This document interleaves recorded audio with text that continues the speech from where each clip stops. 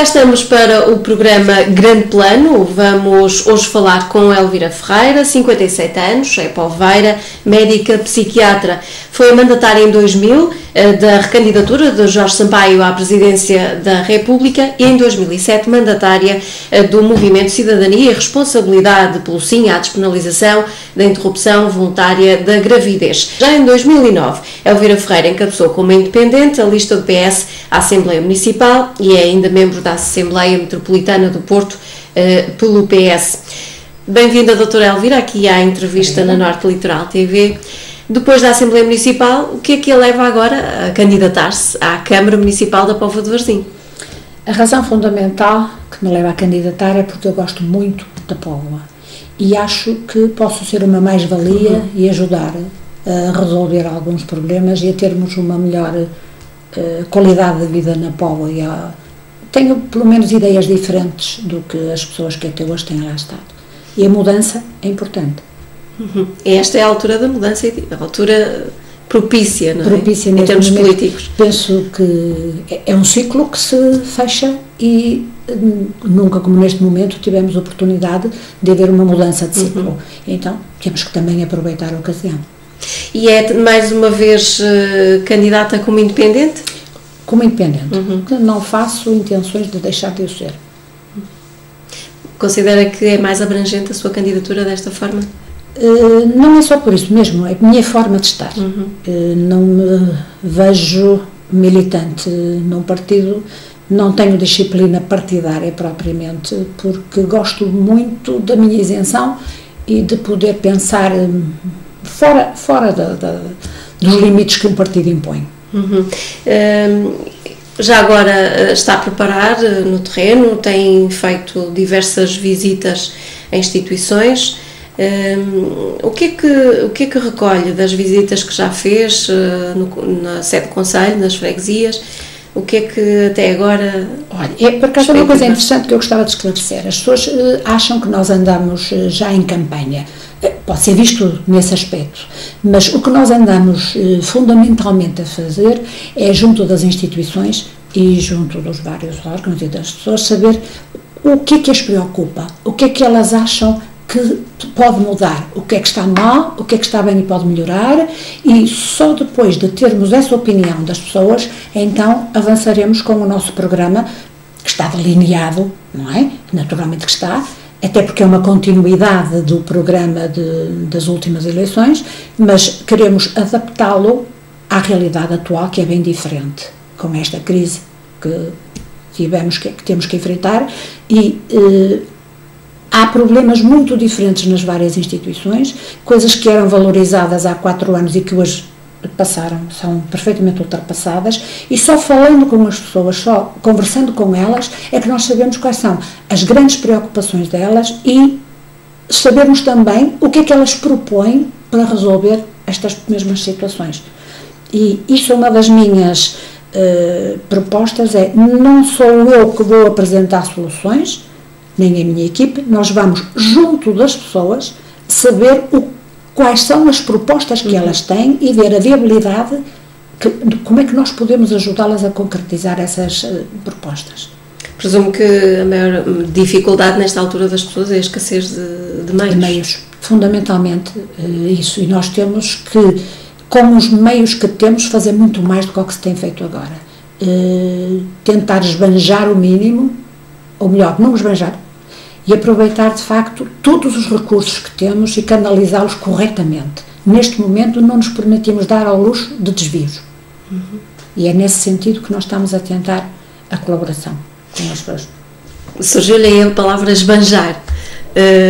O que é que, no seu entender, foi esbanjado agora? Olha, eu acho que em algumas coisas boas que foram feitas, se calhar foi esbanjado com alguns luxos que as coisas também poderiam ter ficado bonitas, práticas, utilizáveis, sem necessidade de luxo, onde nós poderíamos ter poupado dinheiro canalizado para outras situações.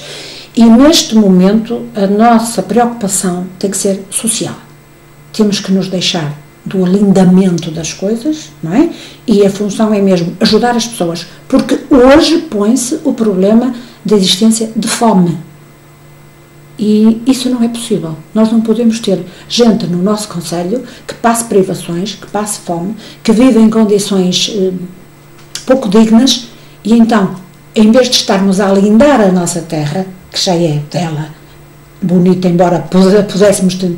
Temos conceitos diferentes, se calhar, de beleza também. A beleza é um conceito um bocadinho subjetivo, pronto. Mas se calhar esse dinheiro que tem sido... como eu disse há bocado, se calhar um bocadinho esbanjado do meu ponto de vista, canalizado com uma função social, terá lucros a curto, médio e longo prazo muito mais importantes do que só o embelezamento. Vamos falar da formação da equipa, a seleção de elementos para as listas. Qual é, doutora Elvira, o perfil das pessoas que pretende? Fundamentalmente pessoas sérias, honestas e que conheçam o terreno e que estejam dentro das áreas importantes que são necessárias dentro de uma Câmara. Neste momento, interessa-nos fundamentalmente, como eu disse, a área social é fundamental, mas a gestão tem que ser uma das áreas exatamente para não se fazer os tais esbanjamentos e fazer uma correta aplicação dos recursos que temos, não é? E depois há as outras áreas que neste momento não são tão importantes, mas que se elas não funcionarem, tudo o resto deixa de funcionar. As listas já estão completas ou ainda estão em aberto? As listas não estão em aberto ainda, ainda é muito cedo.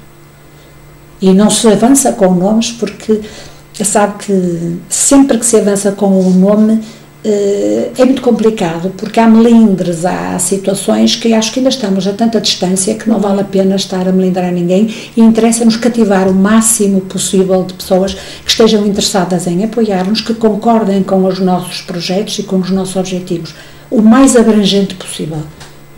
E haverá listas em todas as juntas de freguesia, todos os órgãos autárquicos? Propomos-nos a esse desafio.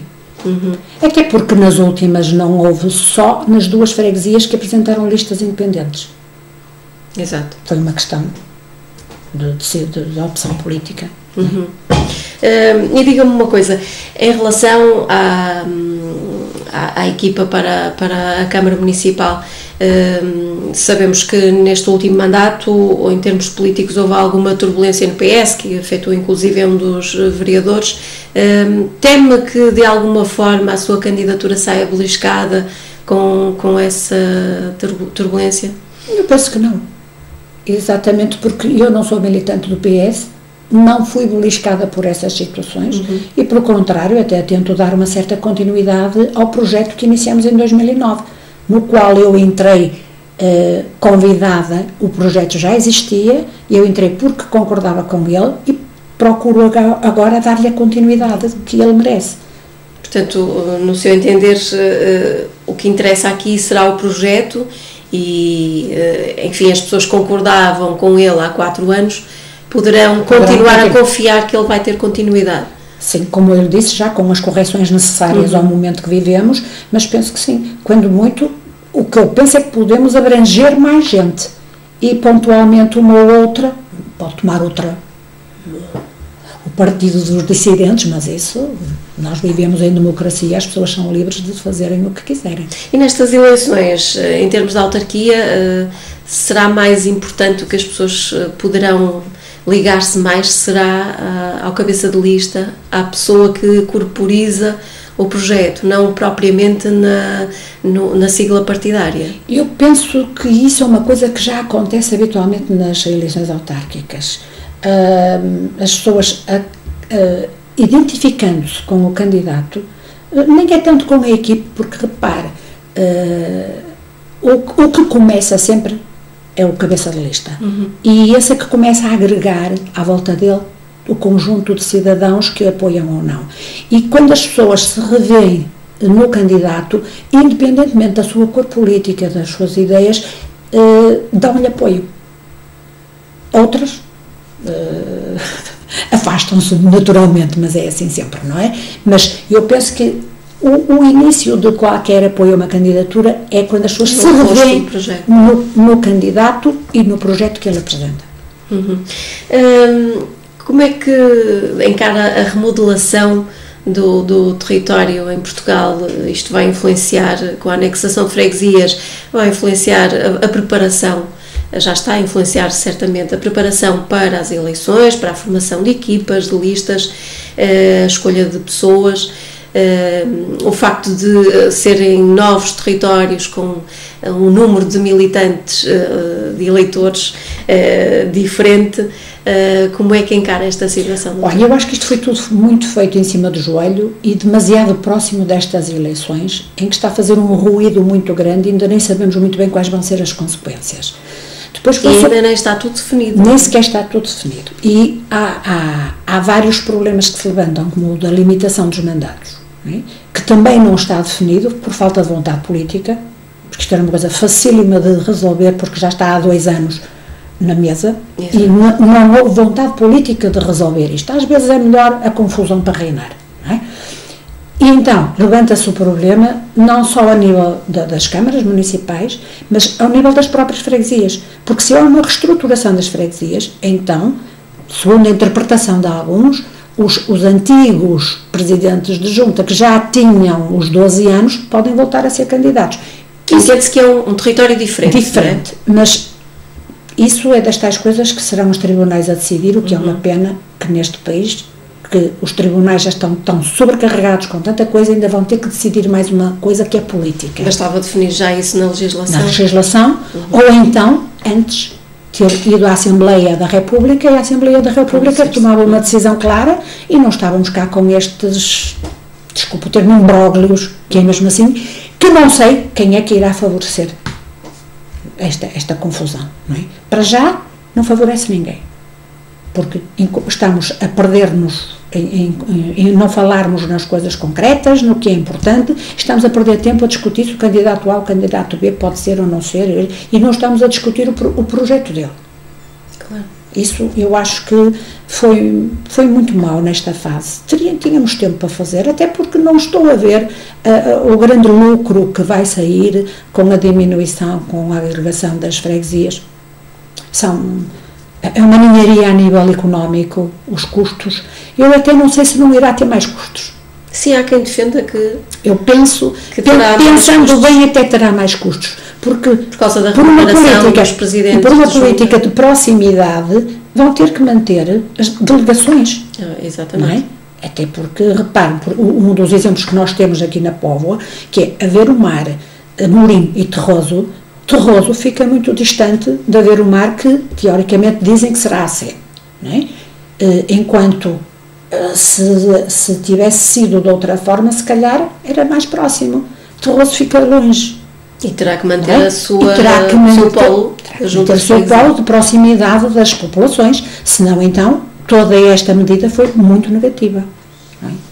Até porque as pessoas, principalmente as de mais idade, quando têm alguma dúvida, por mais que a nós possa parecer pequena, dirigem-se à junta para se esclarecerem. É o meio local que está mais próximo. E é uma das funções. Além disso, também, os atuais presidentes de junta, penso que só ganham as senhas de presença das reuniões. E se calhar, com esta agregação de freguesias, será necessário que o presidente da junta tenha, se calhar, uma presença diferente. Se calhar vai ter que passar a ter um vencimento, tudo isso vai onerar, afinal, uma coisa que nós queríamos tornar mais ágil e barata. Né? Vamos ver como é que daqui para a frente as coisas se vão ajustando ou não, vai depender também um bocadinho do sentir da população e do bom senso de toda a gente. De todos. Claro. Doutora Elvira, vamos à sua alternativa, aos vetores, às linhas mestras da sua candidatura.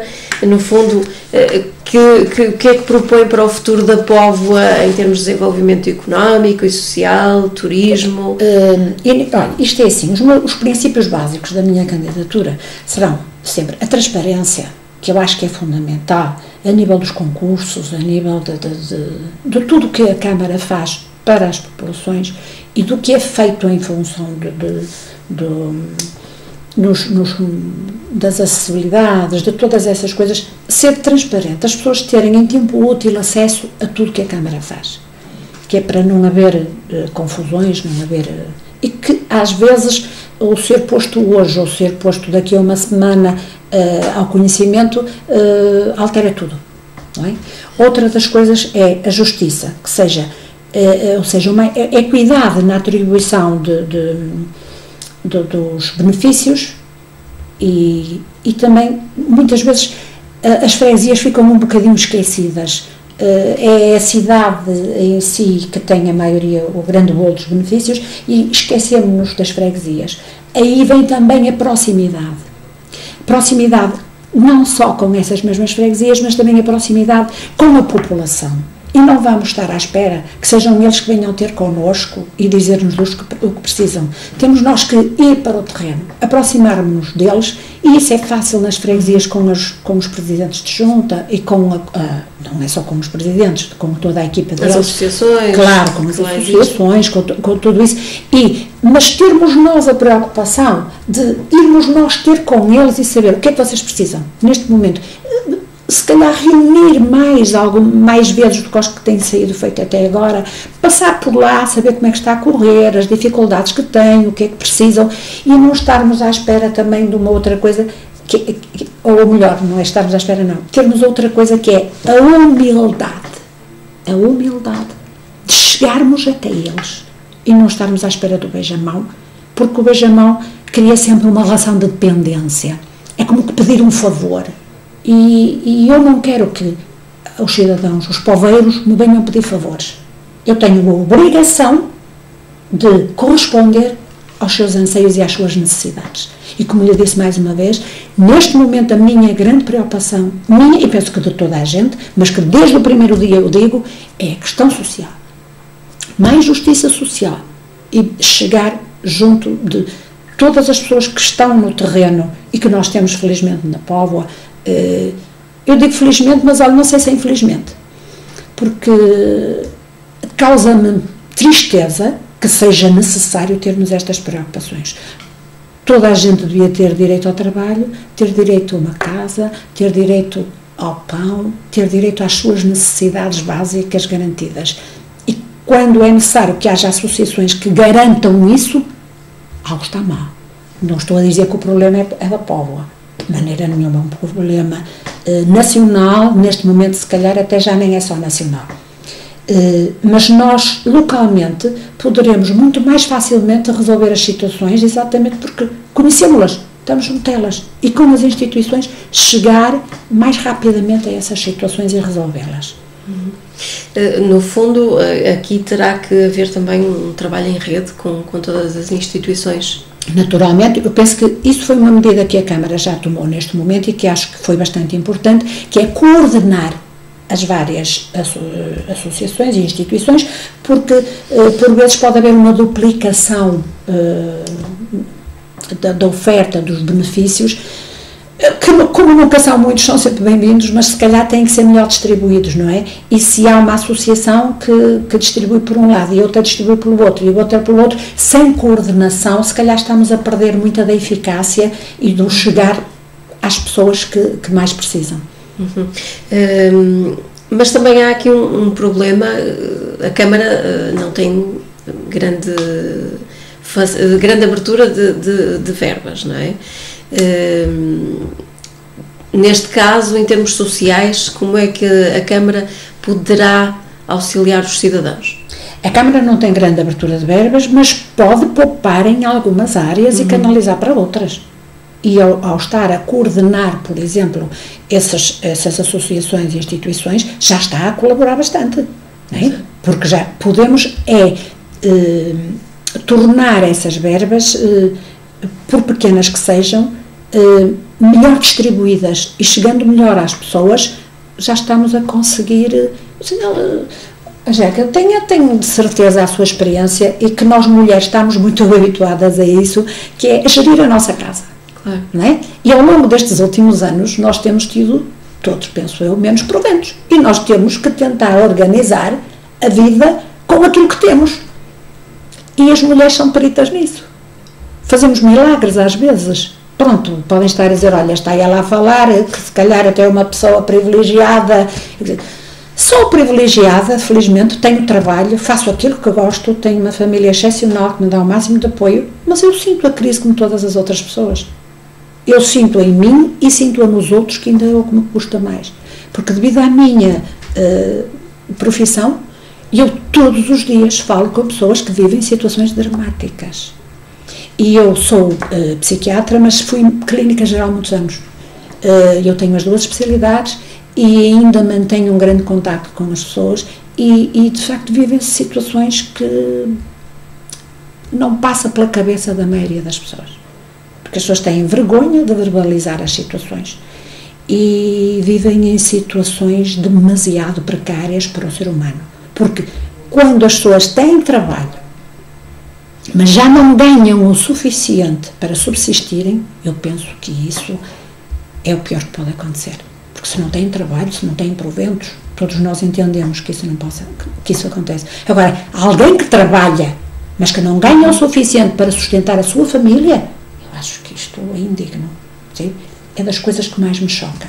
Por isso, o dinheiro, por pouco que seja bem gerido e canalizado no bom sentido, pode dar para muita coisa.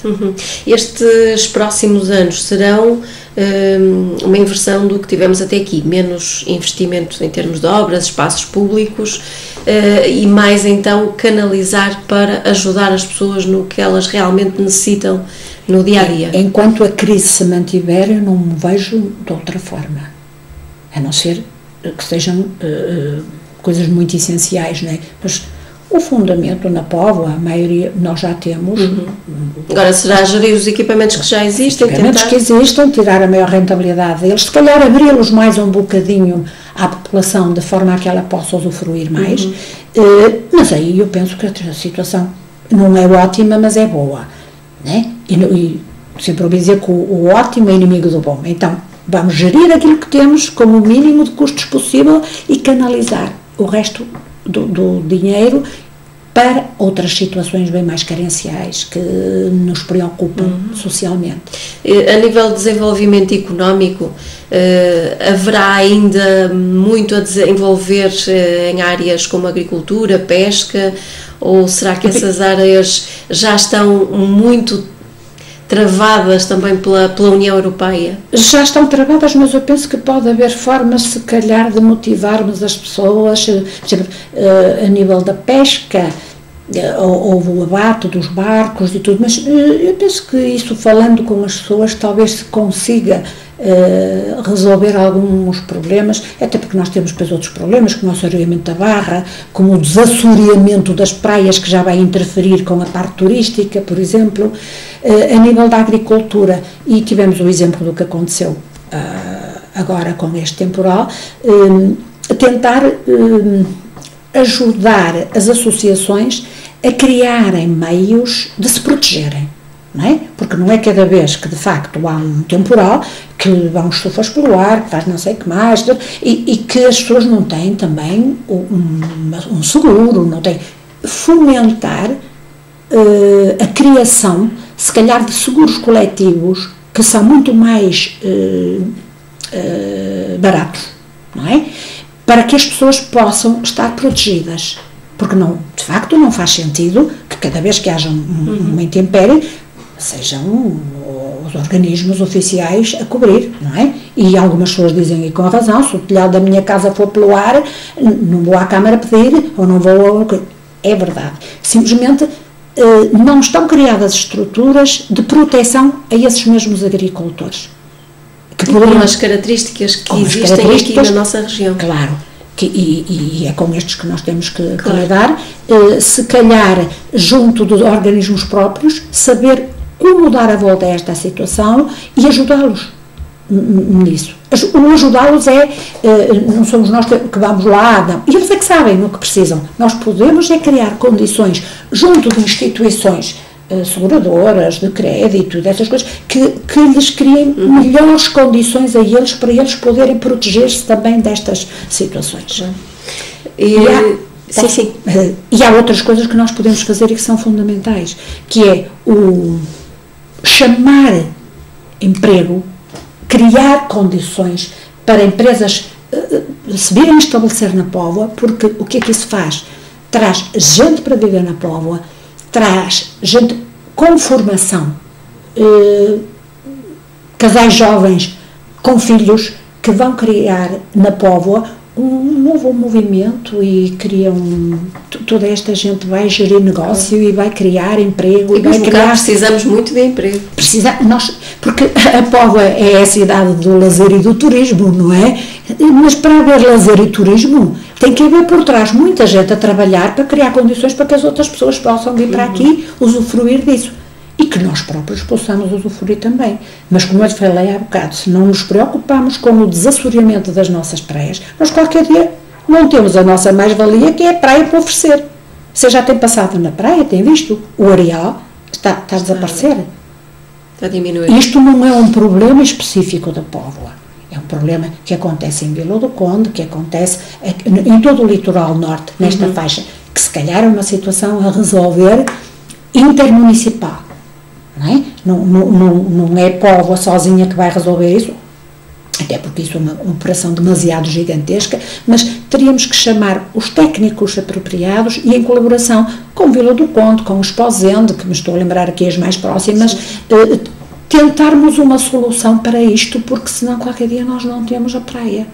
E a Póvoa sem praia... O turismo é uma fatia grande do negócio na Póvoa. Muito grande, mas que eu penso que também deveria ser aumentada. É muito sazonal também. Exatamente por isso. Eu já falei noutras vezes, por exemplo, porque não a exploração do turismo sénior do norte da Europa.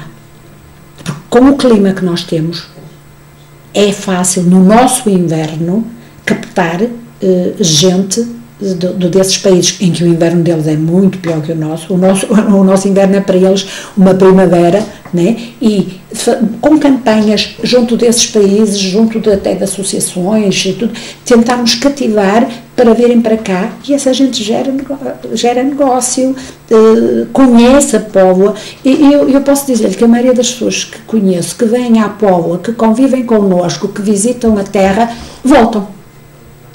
E aí também posso fazer, se me permite, uma crítica que eu fiz da última vez já na Rádio Onda Viva, e que já vi que já deu frutos.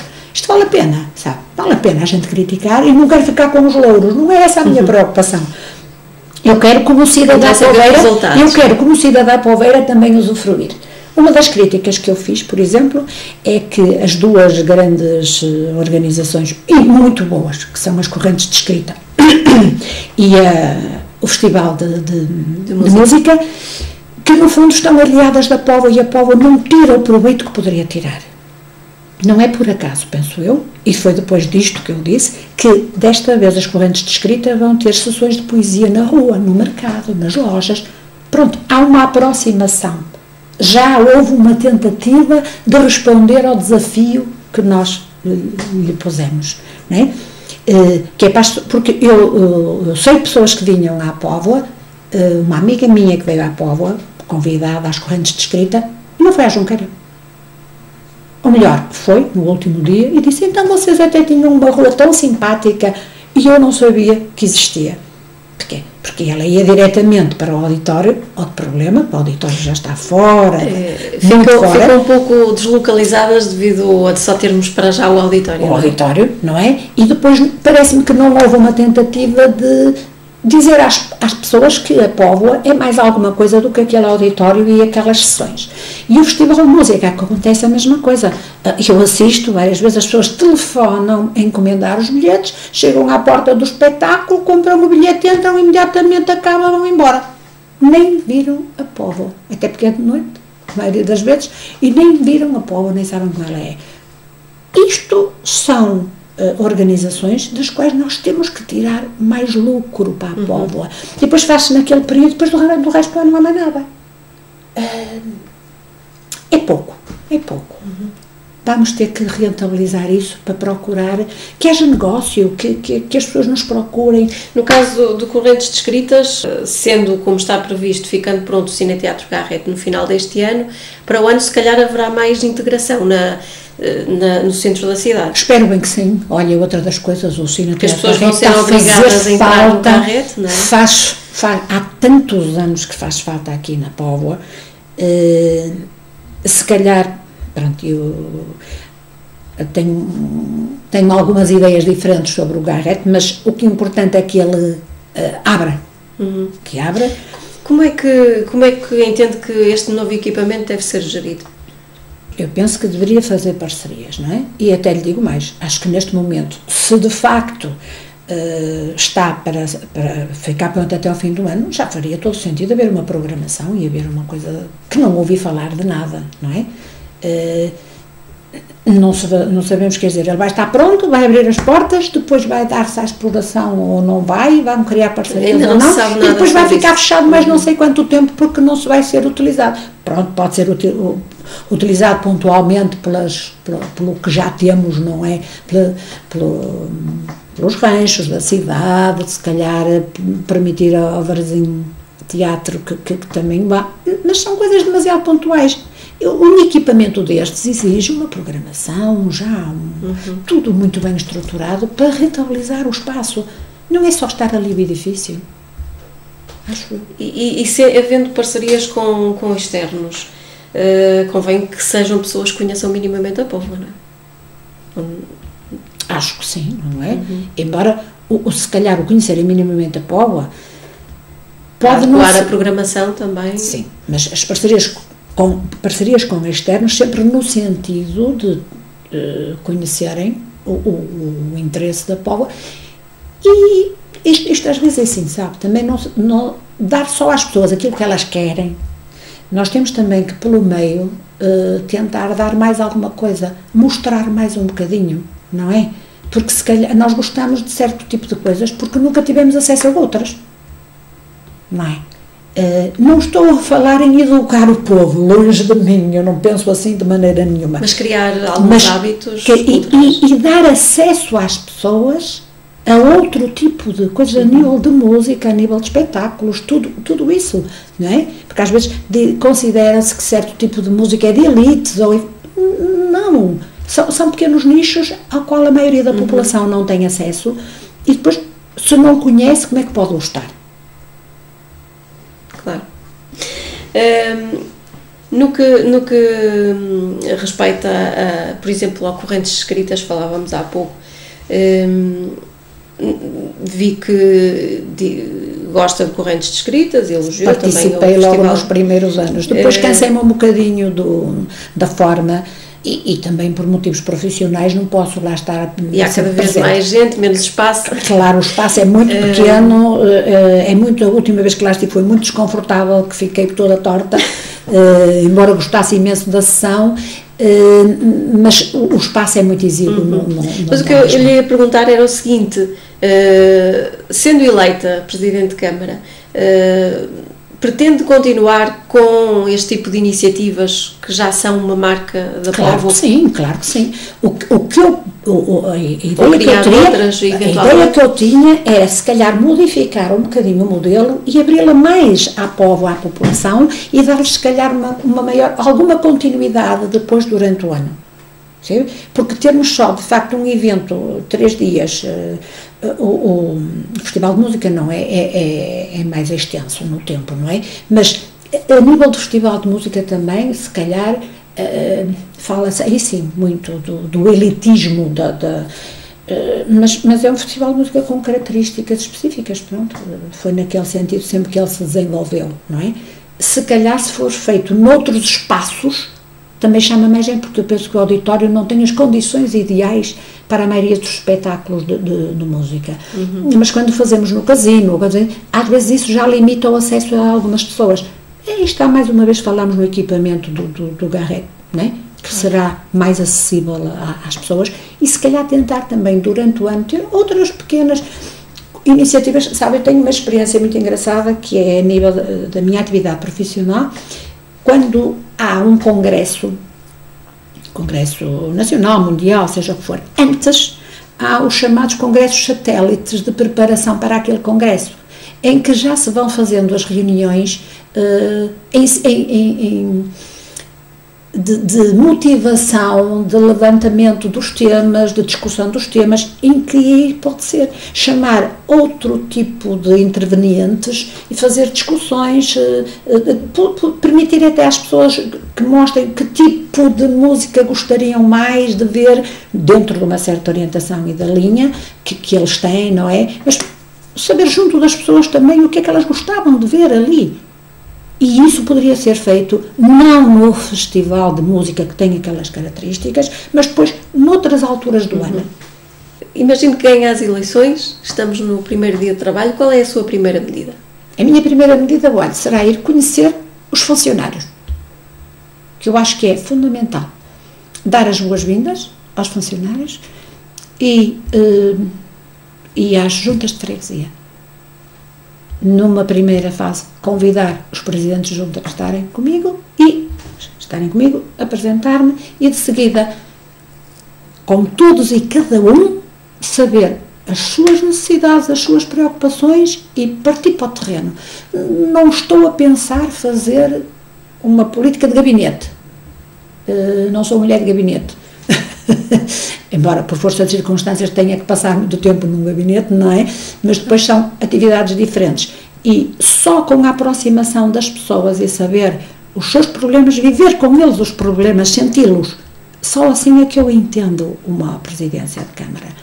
Porque depois há os técnicos, há as outras pessoas, sim senhor, passar lá todos os dias, porque há coisas para assinar, há coisas para discutir, há coisas para ver, mas ir para o terreno, e principalmente para as nossas freguesias, que eu acho que as freguesias estão um bocadinho esquecidas, estão para lá, até têm uns presidentes de junta que até são uns senhores impecáveis, que até se preocupam, mas depois estão sozinhos, não é? São sozinhos, não têm as populações, mas precisam de apoio, precisam que a gente passe lá e diga, nem que seja só, olha, está a correr tudo bem, olha, é preciso alguma coisa. E não estarmos no gabinetezinho à espera que o senhor Presidente de Junta até marque uma audiência, que até nem pode ser hoje nem amanhã, porque já não sei quando. É esta proximidade que eu quero, é estar com as pessoas e sentir o pulsar da cidade. Doutora Elvira, vamos terminar a nossa conversa lançando-lhe um repto de, em breves palavras, resumir esta candidatura, não sei se já tem slogan, e deixar uma mensagem. Tem um slogan, é um compromisso de mudança. Um compromisso de mudança. Então, eu gostaria que resumisse este compromisso e deixasse também uma mensagem aos povos. A minha mensagem é fundamentalmente uma mensagem de esperança e de confiança. As pessoas estão sempre muito desconfiadas com os políticos. E eu não me posso assumir como política porque não sou política de carreira. No entanto, políticos somos todos. Todas as decisões que nós tomamos, desde que nos levantamos até que nos deitamos, são políticas. E como tal, eu só desejo manifestar-vos que acreditem em mim, que acreditem nas propostas que entretanto vos irei apresentar, e quero fundamentalmente dar-vos esta esperança, confiança na construção de um concelho mais justo, com uma governação com maior equidade, mais transparente e que chegue a todos vós, e que o acesso a mim seja tão fácil como o acesso que eu possa ter a vós. Confiem em mim, porque como Presidente da Câmara estarei muito próxima de vós e tentarei auscultar todos os vossos anseios e resolvê-los. Muito obrigada por ter vindo à Norte Litoral TV. Elvira Ferreira, candidata do PS à Câmara da Póvoa. O slogan da candidatura é compromisso de mudança. O Grande Plano volta em breve com um novo convidado.